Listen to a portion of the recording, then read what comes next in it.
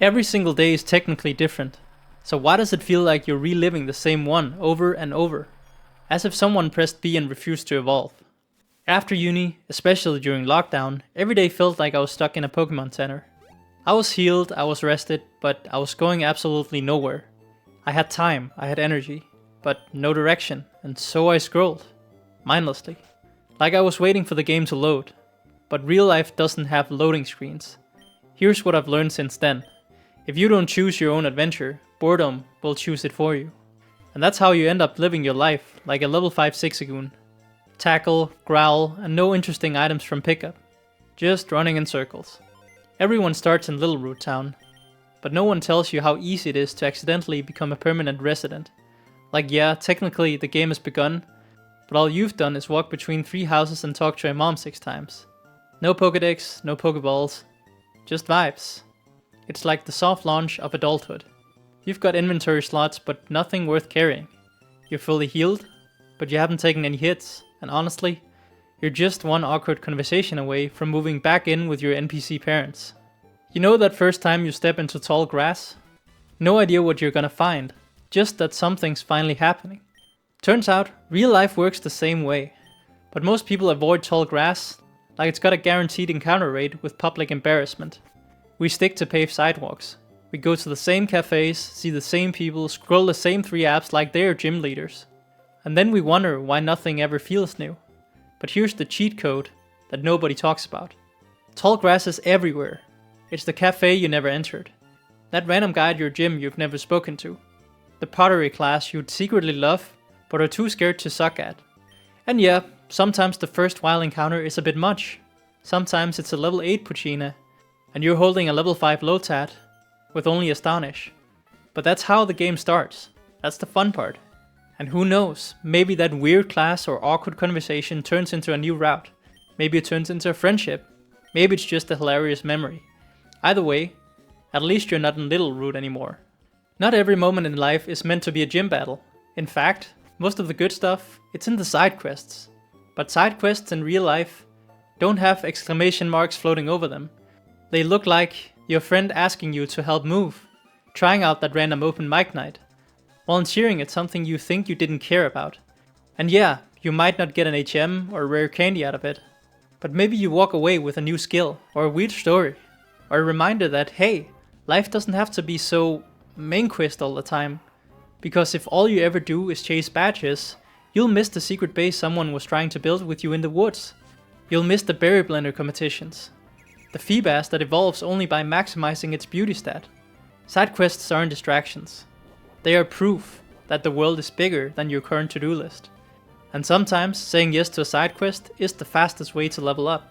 Let me guess, you've looked around lately and thought, wow, everyone else is out here with evolved starters and full teams, and I'm still rocking a level 12 Magikarp with splash and unresolved potential. First of all, relatable. Second, false. You're not behind. You're just in a different part of the game. And yeah, maybe you skipped a few trainer battles you should have taken. Maybe you didn't grind enough before entering this route. But that doesn't mean you're not ready. It just means you're still leveling up. See, school made it seem like everyone levels at the same pace. Same EXP, same milestones, same Elite 4 by age 25. But real life, some people hit level 30 by knocking out one single Blissey. Others take the long route and fight 800 Zubats. It's not about how fast you evolve. It's about how well you know your moveset. So the next time you catch yourself thinking, I should be further by now. Remember, even a Silcoon has its place. You just need the right timing, and maybe a little patience. One of the best feelings in any Pokemon game is going off route. You wander into some weird forest you weren't supposed to be in yet. The music changes. You get that, oh yeah, maybe this is where I find the TM for Ice Beam. And suddenly, everything's exciting again.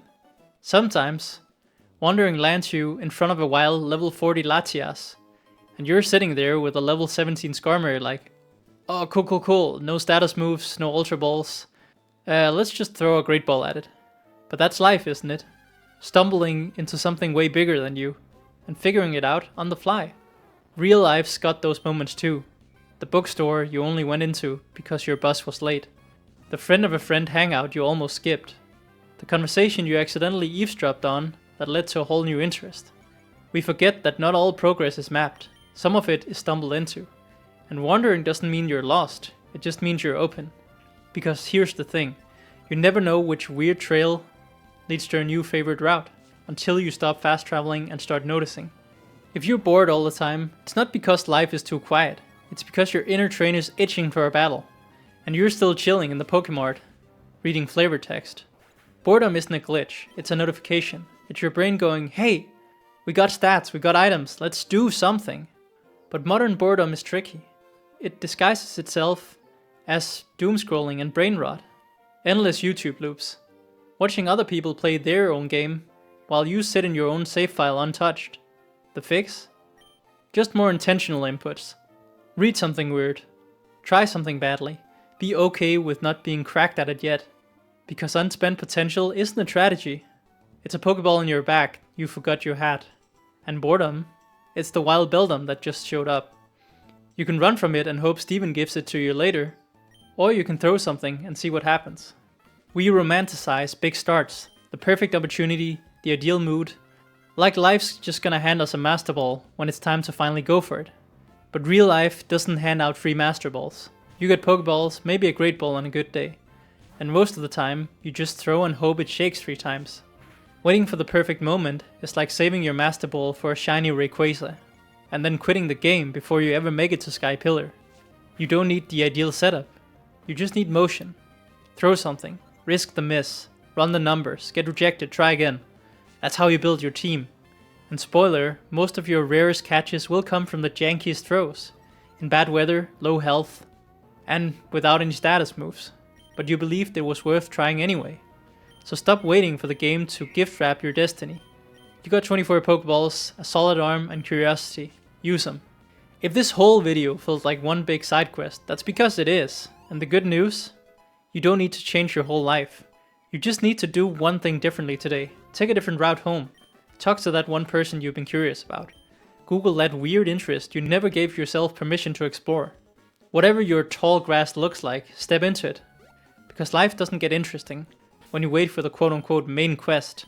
It gets interesting when you stop auto-running through the map and start paying attention to what's glowing around you. So go log a new entry today, try a side quest, throw a Pokeball, get curious again. And hey, if you're doing that already, drop your latest wild encounter in the comments. Let's build a Pokedex of real-life discoveries together. You're not underleveled, you're just evolving. And it's about to get fun.